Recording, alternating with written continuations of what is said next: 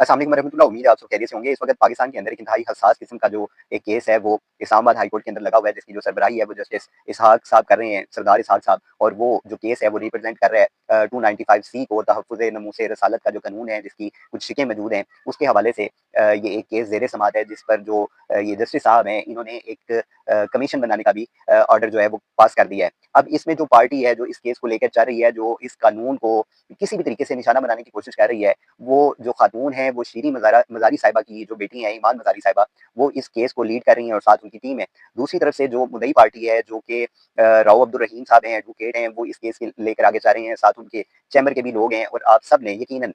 Social media के ऊपर ये जो उन्होंने वीडियो लिंक के ज़रिए ये जितनी भी इस केस की हियरिंग थी वो दिखाई हैं, तो आपको बिल्कुल अंदाज़ा होगा कि इस वक़्त जो कानून है 295C, उसके हवाले से ये कमीशन बनाने की क्यों ज़रूरत पेश आ गई, और जो जस्टिस साहब थे उनका जो मुद्दई पार्टी के जो वकील थे उनके साथ किस किस्म का उनका रवैया था, और क्या किस तरह से तरीके से उन्होंने ये कहा कि आप तौहीन अदालत करेंगे, मैं आप पर कंटेम्प्ट ऑफ कोर्ट लगा दूंगा। तो उनकी इस बात के ऊपर जो गाजी इलमदीन शहीद रहमतुल्लाह अलैह थे, वो याद आ गए। अल्लाह उनकी कब्र पर करोड़ों बरकतें रहमतें नाज़िल फरमाए, जिन्होंने जज साहब से मुखातिब होकर कहा था कि आपसे तौहीन अदालत बर्दाश्त नहीं होती, तो हम तौहीन रसालत कैसे बर्दाश्त कर लें। ये एक इंतहाई हसास मामला है और इसको जो लीड कर रही हैं वो ईमान मज़ारी साहिबा हैं, और ये वही ईमान मज़ारी साहिबा हैं जो इस वक्त पाकिस्तान के दारुल हुकूमत इस्लामाबाद के अंदर जो बलोच ख़वातीन हैं जो एहतजाज के लिए वहाँ पर मौजूद हैं, जिनके अपने प्यारे कई अरसों से लापता हैं, ज़िंदा हैं या मर गए हैं, उनको ये भी नहीं पता, उनको कब्र नसीब हुई है उनको ये भी नहीं पता, और वो वहाँ पर एहतजाजी एक सूरत हाल के अंदर कैंप लगाकर इस्लामाबाद में मौजूद हैं, जिनका जो हक है एहतजाज करने का वो भी उनको रियासत की जानिब से नहीं दिया जाता। तो यही ईमान मज़ारी साहिबा उन बलोचों को भी रिप्रेजेंट कर रही हैं, और इनकी कई सारी फुटेजेस हमारी सामने आती हैं, जिनमें वो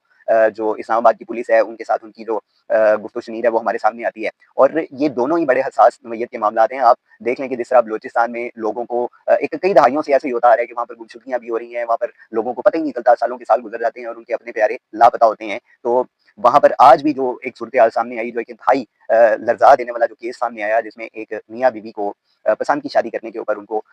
शहीद किया गया, उनको गोलियां मारी गई, और 1.5 साल उनकी शादी को हो गया था, और जरगे ने उनको वापस खाने की दावत देकर बुलाया और धोखे से फिर उनको वहाँ पर एक खुली वीरान जगह के ऊपर एक झुंड की तरह एक मुर्दों के सारे लोगों के दरमियान बाकायदा वीडियो फुटेज बनाई गई, और उस बच्ची को भी गोलियां मारकर शहीद किया गया और उसके खामद को भी मारा गया। तो ये एक जरगे का फैसला था, और ये बलूचिस्तान के अंदर ये सानिया आया है। अब हमारी जो ये मुल्क है, ये इसके ऊपर आप कैसे कह सकते हैं कि अज़ाब इलाही नाज़िल नहीं होंगे, और वो किस तरीके से नाज़िल हो रहे हैं, वो इसी तरह के हादसात हैं। और ये मुआशरा हमारा जिस बेहिसी की तरफ जा रहा है, जिस दरिंदगी की तरफ जा रहा है, ये सारी उसकी तर्जुमानी करते आ रहे हैं। और इस्लामी जमहूरियत पाकिस्तान का क़याम का वाहिद मकसद ये था कि जो मुसलमान हैं वो अपनी ज़िंदगी अज़ादाना तौर के ऊपर अल्लाह की इबादत करने में गुजार सकें, जो नबी सल्लल्लाहु अलैहि वसल्लम की ज़ात मुबारक है, जो उनकी सीरत मुबारक है, उसके मुताबिक उसकी पैरवी करते हुए जो है वो अपनी ज़िंदगी को आगे गुजारें। तो ये सारे मामलात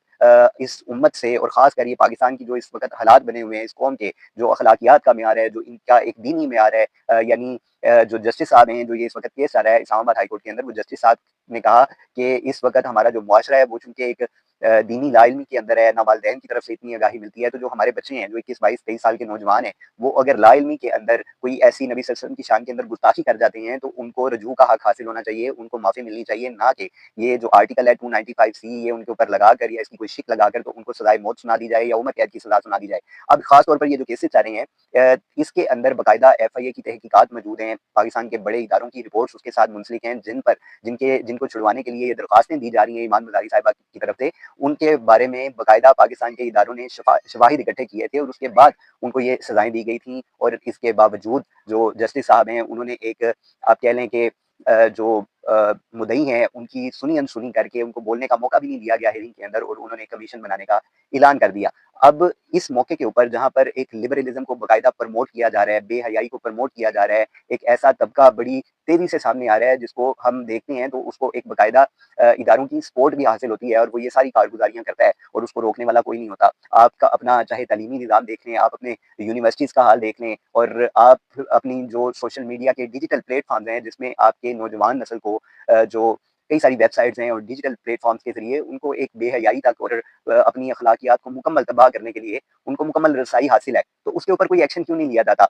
अब बलूचिस्तान के अंदर ये जो बगैरतों ने गैरत के नाम के ऊपर ये कत्ल किया है, और हालाँकि उस बच्ची ने निकाह को आम किया था, निकाह करके वो किसी के साथ अपनी इज़्ज़त की ज़िंदगी गुज़ारना चाह रही थी, तो दूसरी जानिब आपके जो टिकटॉकर्स हैं, ख़ासकर वो ख़वातीन जो इंतहाई बदबख्त किस्म की हैं, जो इलानिया वहाँ पर ये बताती हैं कि उनसे जो है वो गुनाह कबीरा सरज़द हुआ है और उनके खिलाफ कोई एक्शन नहीं लिया जाता। वो दोबारा मंज़र-ए-आम पर आती हैं, वो फिर बार-बार मंज़र-ए-आम पर आकर ये बताती हैं। तो दूसरी जानिब जो अल्लाह के अहकामात को, नबी सल्लल्लाहु अलैहि वसल्लम के अहकामात के मुताबिक अपनी ज़िंदगी का फ़ैसला करता है, तो उसको इस तरह की दरिंदगी का निशाना बनाया जाता है। तो आप सोच लें कि आपके मुआशरे की अखलाकियात आपको किस तरफ लेके जा रही हैं। पाकिस्तान इस वक़्त एक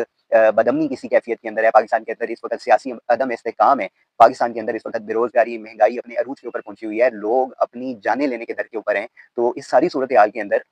ख़ासकर इस कानून को किसी भी तरीके से इसके साथ छेड़-छाड़ करना या इसको मज़ीद तहफ़्फ़ुज़ उन लोगों को देना जिनके बारे में जो गुस्ताखियाँ उन्होंने नबी सल्लल्लाहु अलैहि वसल्लम की शान में की हैं, वो साबित हो चुकी हैं। तो यकीनन ये एक इंतहाई नाज़ुक मामला है और इस पे जो पाकिस्तान की जितनी भी कौम है, उसको इस बात का ध्यान रखना चाहिए और ख़ास तौर के ऊपर अपनी कड़ी नज़रें रखनी चाहिए इस केस के ऊपर कि इसके आगे जो फ़ैसला है, वो किस तरफ जाता हुआ नज़र आएगा। अभी कमीशन बन गया है, अभी इसमें आगे क्या फ़र्दर मामला डिटेल सामने आएँगी, वो आने वाली पेशियों में पता चलेगा। इस पाकिस्तान की कौम को आटा, चीनी, घी दालों के अंदर फँसा कर इस वक़्त एक मुनज़्ज़म ऐसा प्रोपेगेंडा किया जा रहा है, जो ख़ालिसन पाकिस्तान की जो इस्लामी इक़दार हैं, उनको चैलेंज किया जा रहा है और ख़ास तौर पे इस मुआशरे के नौजवानों की, चाहे वो बच्चे हों या वो बच्चियाँ हों, उनकी अखलाकियात की मुकम्मल तबाही करने की भरपूर कोशिश की जा रही है। खुदारा अपने इर्द-गिर्द भी, अपने मुआशरे पर भी नज़र रखें और अपने बच्चों के ऊपर भी कड़ी नज़रें रखें और उनको ये दीनी एक निज़ाम, एक माहौल फ़राहम करें। ये आपकी ज़िम्मेदारी है कि वो इस सारे हालात से वाकिफ़ हो सकें। इस वक़्त जो जिद्दत के वजह से जो फ़ितने सामने आ रहे हैं, इससे महफूज़ रहना, इससे अपने आप को बचा लेना यकीनन एक बहुत बड़ी कामयाबी है।